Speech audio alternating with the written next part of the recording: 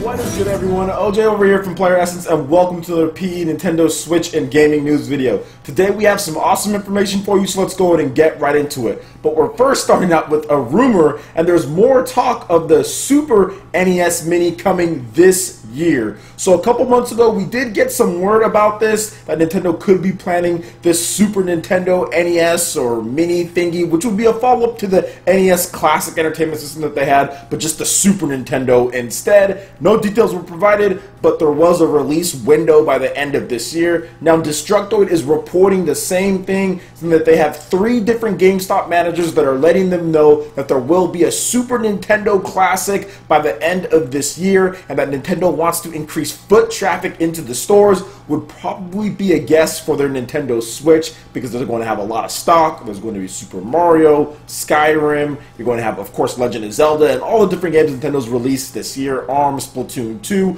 Nintendo's going to have a huge holiday, so they want some more foot traffic into the stores so more people can see the Nintendo Switch and buy that, in addition to this. Now, I do think that if this is real, I don't know if it is, but if it is real, I think it's not going to be $60. Obviously, if you guys remember, Nintendo had a shortage of it. They didn't think it was going to be as popular as it was. Ended up selling out very quickly. They ended up making more stock, and then it went out of stock, and it's not coming back anytime soon. So with this one, I do think that if they are going to do it, it's not going to be $60. It's going to be $99, and they are going to include more than 30 games. I think it might be maybe 40 games, and potentially even some more interactivity or connection with the Nintendo Switch some way or some form. Now, obviously, I could be wrong about that, but I do think that Nintendo's going to try to monetize this a little bit more, because obviously they could have charged more for the NES Classic because people were selling it for $300 online and stuff. So I do think that Nintendo's going to bump it up a little bit. Obviously, they're going to produce more than they did before because they know that there's a market for this, and I think that they're also going to include some other stuff with it in order to sweeten the deal,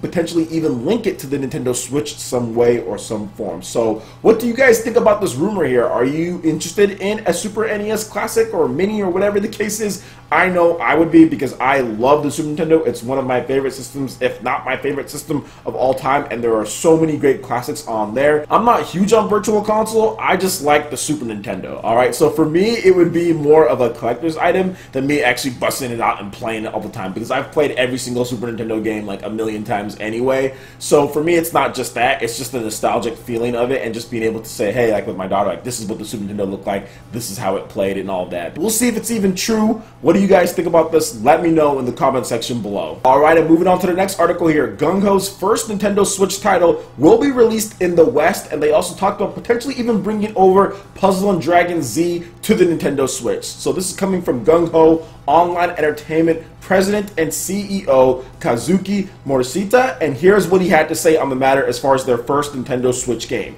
Quote, "We have a few titles in the design stages, and one which is currently under development. It's an action title, and we'll have more information about it at a later date. But the earliest parts of the development actually started about 4 or 5 years ago. It's been incubating over time, and when the Nintendo Switch was announced, we felt that with the new kinds of technology it was bringing to the market, it would be a good fit for this project. And of course, Puzzle & Dragons started on mobile, but there's also Puzzle & Dragon Z, Puzzle & Dragon Super Mario Bros. Edition, and Puzzle & Dragons X in Japan on the Nintendo 3DS. Since those spin-off titles have been on Nintendo platform, we're looking to see if there's a possibility of potentially bringing that IP to Nintendo Switch. Nothing official at the moment, however. So this is definitely good news, and this is something that I've been saying that is probably going to be happening for the Nintendo Switch. I've been saying it since January. Nintendo Switch is definitely going to be the true successor to the 3DS in Japan. You're going to see a lot of developers, especially now that the Nintendo Switch is over 1 million units. It's selling well. It's obviously going to be a big success in Japan, and it suits what that country is looking for. You're going to see a lot of developers monetize that. They're going to want to put their games on there, and they're in the design phases when it comes to the Nintendo Switch. You just don't want rushed and gimped ports. That's the biggest thing, and you're going to see a lot of developers come out and say, hey, we've got titles planned, whether it's going to be for the end of 2017 or it's going to be for 2018 or 2019. There's going to be a lot of Japanese developers coming out and saying that we're going to be developing titles for it. And even with GungHo here, they're saying that they have a few different titles in the design stages for the Nintendo Switch. One of them being 100% in development for the Nintendo Switch and a brand new action title, while the other being Puzzle and Dragon Z, which is actually a really good game on Nintendo 3DS and smartphones if you have it,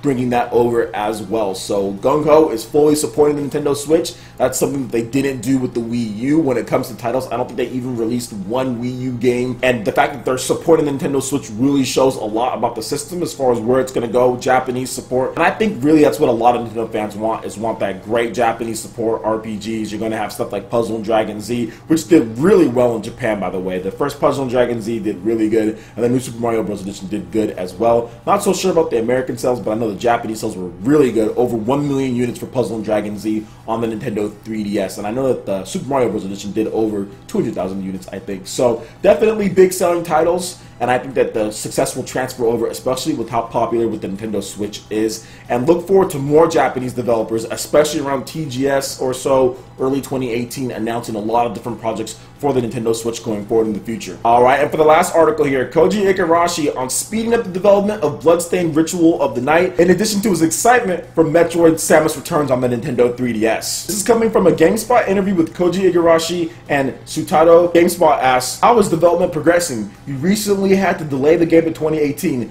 Have there been any unexpected hurdles in development, or is it just taking longer than you anticipated?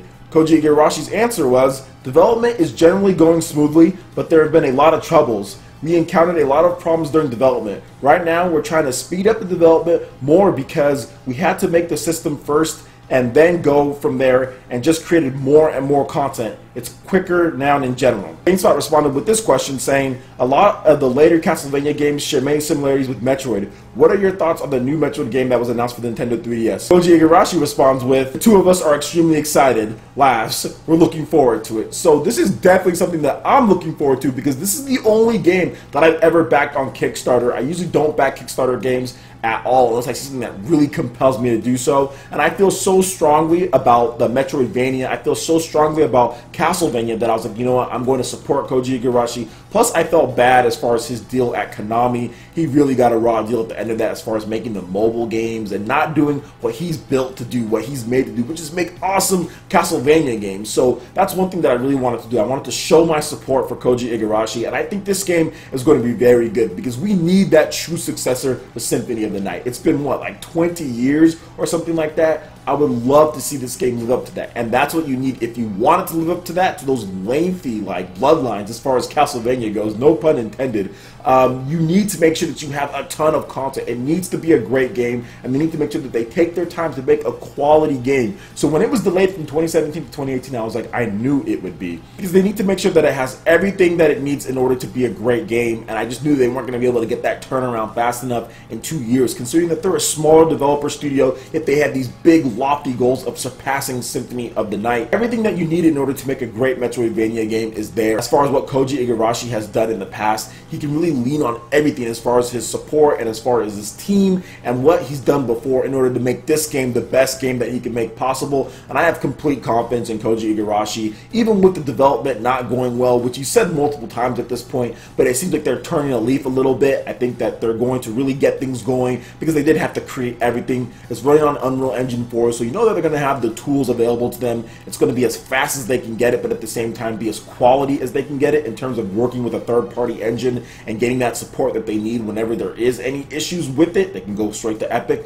So I do feel that this is going to turn out to be a great game. I backed it. I think it's going to be awesome. It's coming to Nintendo Switch, and thank God that it is, because this game would be perfect on the Nintendo Switch. It is perfect on the Nintendo Switch. It's not even would be. It is perfect on Nintendo Switch. You can play it on your TV, you can take it, play it on the go. It's the perfect blend, because that's what some of the best Castlevania games have done over the years, is portable, right? But this time you can play it on the TV and you can play it on your portable. So for me, it's definitely going to be the Nintendo Switch version of the game, although it is coming to the PS Vita, it's coming to Nintendo Switch, it's coming to the PS4, Xbox One, and PC. So let me know what you guys think about this Bloodstained Ritual of the Night. Are you guys excited for the game? Are you excited for Metroid Samus Returns? I know I am. I already got my pre-order in as far as Best Buy goes, and I'm looking forward to that as far as the special edition, although Europe got an amazing special edition. You guys know what I'm talking about. But yeah, I'm looking forward to Metroid Samus Returns in addition to Bloodstained Ritual of the Night as far as 2017 and of course 2018 goes. Alright guys, that wraps it up for this video here. Go ahead and check out the links in the description below. We've got Facebook, we've got Twitter. Go ahead and give us a like and a follow on all of our social media. It really helps us spread the content of PlayerEssence across the interwebs in addition to YouTube.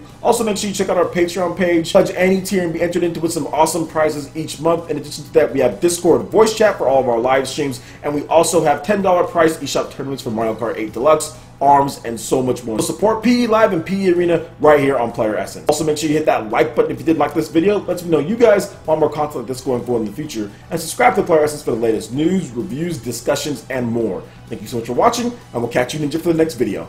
Peace!